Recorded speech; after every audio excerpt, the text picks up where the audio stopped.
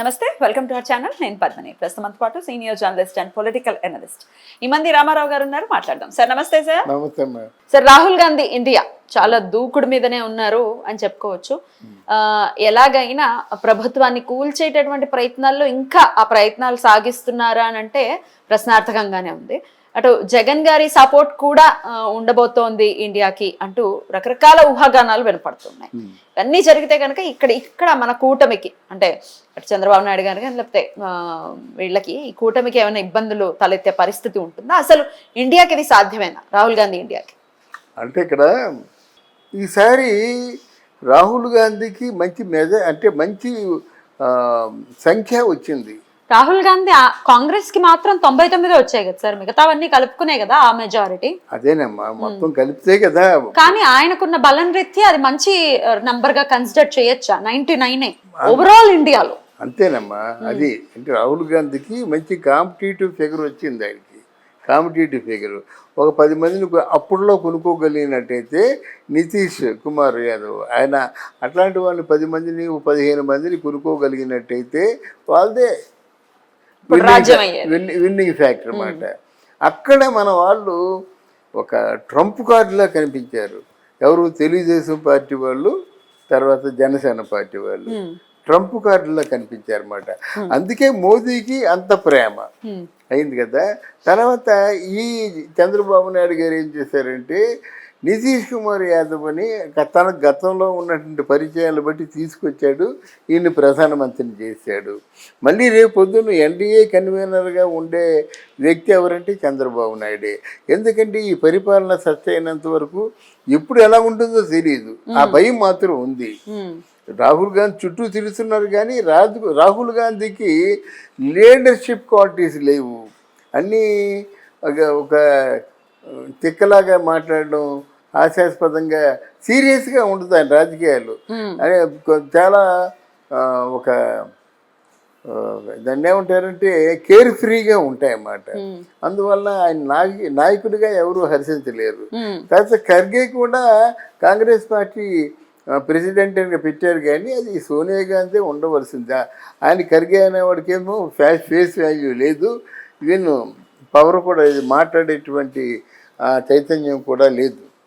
ఇప్పుడు వీళ్ళు ప్లాన్ ఏంటంటే మరికొంతమంది చేరి ఈ కూటమిని పడగొడదామనంటే ఆలోచనతో కాంగ్రెస్ వాళ్ళు ఇక్కడ వైఎస్ఆర్సీపీకి రావడం కానీ వైఎస్ఆర్సీపీ డీకే శివకుమారు, అఖిలేష్ యాదవ్ సంబంధించిన కాంగ్రెస్ నాయకులతో మాట్లాడడం కానీ జరిగింది.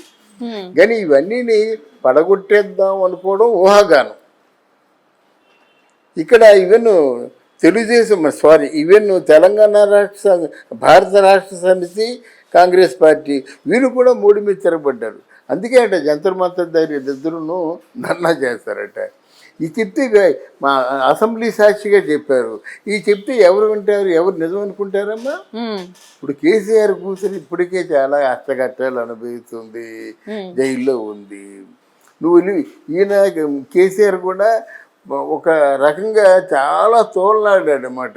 ఆ కేడి బీడి బోడి ఇవన్నీ ఏంటే అన్నమాట. అంటే మోడీకి ఈయన కవిత్వం వచ్చింది, సొంత కవిత్వాన్ని వినిపించాడు. ఏంటి మోదీ కేడి బోడి బీడి అన్నమాట. ఆ కవిత్వం రీత్యానే పాపం కవిత గారు ఇబ్బంది పడుతున్నారు అని అనుకోవచ్చా? కవిత్వం పెట్టడం వల్లే కవిత్వం తీసుకెళ్ళిపోయాడు. ఇంకోసారి కవిత్వం వినిపించకుండా బంధించేశాడు.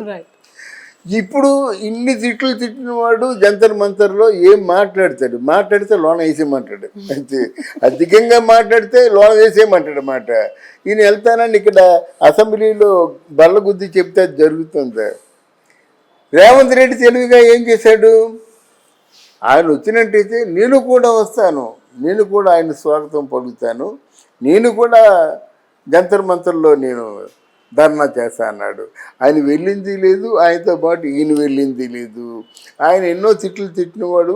నువ్వు కూడా మోదీ గారిని తిట్టావు, పైగా కాంగ్రెస్ వాడివి. కాంగ్రెస్ వాళ్ళు ఎవరైనా వస్తే ఆదరిస్తారు అక్కడ కూటమి వాళ్ళు. మరి ఈ నెలలు ఇక ఎంత 4 గోళ్ల మధ్య సింహంలో అయిపోతారు, కానీ పైకి వెళ్ళిపోతే ఫామ్ హౌస్కి వెళ్ళిపోతే మామూలు వెళ్తే ఆయనతో ఇష్టమైన దోస్తు ఎవరో ఉంటారు, ఆ దోస్తుతో కాలక్షేపం చేసేస్తాడు ఆయన. ఇది విషయం. కనుక దీని వలన కూటమి ప్రభుత్వానికి ఏమీ కాదు, ఇంకా బలపడుతుంది. ఇప్పుడు సరికొత్త భారతం అని, వికసిత భారతం అని అంటారు కదా, అది డెఫినెట్గా సాధిస్తారు. అది ముఖ్యంగా మన వాళ్ళ వల్లనే అవుతుంది. చంద్రబాబు నాయుడు గారు, ఇట్లాంటి మన జనసేన పార్టీ పవన్ కళ్యాణ్, వీళ్ళ వల్ల చాలా అయ్యే అవకాశాలు ఉన్నాయి ఫ్యూచర్లో డెఫినెట్గా. కానీ అసలు ఇంత ప్రభుత్వాన్ని కూల్చేసేటటువంటి ప్రయత్నాలు అసలు ఇదివరకు ఎప్పుడైనా ఇట్లాంటి పరిస్థితి ఉండిందా? ఇట్లా కూల్చిన సందర్భాలు ఉన్నాయా? అంటే ఇది వరకు ఈ రాజకీయ ప్రయోజనాల కోసం రాజకీయాన్ని ఉపయోగించుకునేవారు, కానీ ఇలాంటి కుట్రలు, కుతంత్రాలు, దోపిడీలు, హత్యా రాజకీయాలు ఇవి లేవమ్మా. అంతే, నీకెంత తెలుసో నాకు అంతే తెలుసు. అసలు మొత్తం ప్రభుత్వం కూల్చేంత పరిస్థితి వచ్చిందా ఇదివరకు ఎప్పుడైనా? అంటే ప్రభుత్వం కూలిపోయే పరిస్థితులు వస్తాయి, పెద్ద పెద్ద పదవులు కూడా కూలిపోయే పరిస్థితి. ఎందుకు? వాజ్పేయి గారికి బీజేపీ పార్టీలో ఉంటుండగాను ఒక్క ఓటు తక్కువైందమ్మా. తక్కువైతే ఏమండి మేము కొనేస్తాం, 10 ఓట్లు కొనేస్తామని చెప్పారు బీజేపీ వాళ్ళు. నాకు తీర్పే అంతే, అలాంటి వాళ్ళు ఉన్నారు. అసలు అలాంటి ఒక ఆయన్ని పొలిటీషియన్ కాదు, ఆయన ఒక నాయకుడు, అట్లాంటి నాయకుడిని ఎక్స్పెక్ట్ చేయొచ్చా ఫ్యూచర్ లో? అయ్యో, ఎంతమంది ఉన్నారు మా ఫ్యూచర్లో. మరి ఈయన మాటలు బట్టి చూస్తే జనసేన పార్టీలో ఉన్నటువంటి పవన్ కళ్యాణ్ అయ్యే అవకాశం ఉంది. అవపు చంపేస్తారు ఆయన్ని, ఆ ప్రమాదం కూడా ఉంది. ఎందుకంటే అంత నమ్మకం పెట్టుకున్నారు వీరులందరూ కూడా అలాంటి వాళ్ళనమ్మా. ఎప్పుడైనా చెంగిజ్ ఖాన్ చదివావా? మంగోలియా చెందిన చెంగిజ్ ఖాన్ అలాగే అలెగ్జాండర్ స్టోరీ చూసావా? ఎవరైతే వాళ్ళు నమ్ముకుని ఉన్నారో వాళ్ళ వల్లే చచ్చిపోయారు వీళ్ళు. ఒక నెపోలియన్, ఒక అలెగ్జాండరు, ఒక చెంగిజ్ ఖాన్. అందుకే చెంగిజ్ ఖాన్ మాట అది రాజకీయాలకు ఉపయోగపడతాయని చెప్పుకుంటాం. రైట్ సార్, మొత్తానికైతే రకరకాల ప్రయత్నాలు ఇప్పటికీ జరుగుతూ ఉన్నాయి. మరి ఫ్యూచర్ ఎలా ఉంటుంది అనేది తెలియదు. లెట్స్ వెయిట్ ఫర్ ద అంటే ఏం జరుగుతుంది అనేది డెఫినెట్ గా ఉత్కంఠంగానే ఉంటుంది ఎప్పటికప్పుడు కూడా. ఎందుకంటే అంత మెజారిటీ వైజ్ మనం మాట్లాడుకుంటే ఇంచుమించు ఈక్వల్ గా ఉన్నారు. So let's see what happens. Thank you sir.